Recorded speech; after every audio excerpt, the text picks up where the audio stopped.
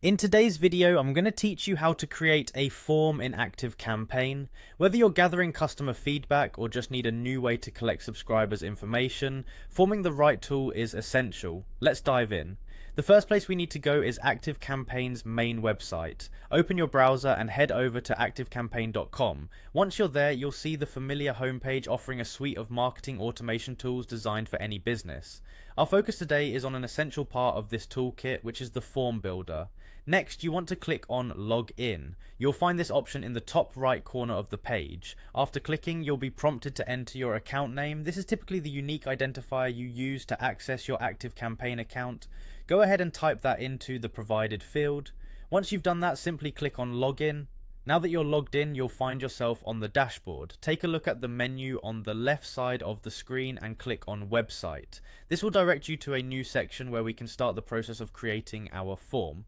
From this interface, locate the option that says Create New Form and click on it. You'll be presented with several templates to choose from.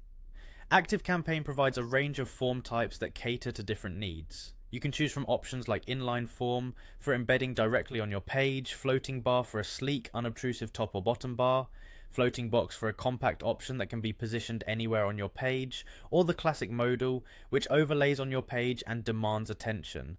After selecting the type of form that best suits your needs, it's time to click on Create Form. This action will lead you to the customization area for your new form. The first step here is to give your form a name. Choosing a meaningful name helps keep your forms organized, especially if you're managing multiple forms on Activecampaign. Once you've named your form, it's important to determine the desired action your form will take once submitted. This is known as the form action. It could be set to add users to an email list, trigger an automated email response, or any other action that aligns with your marketing strategy.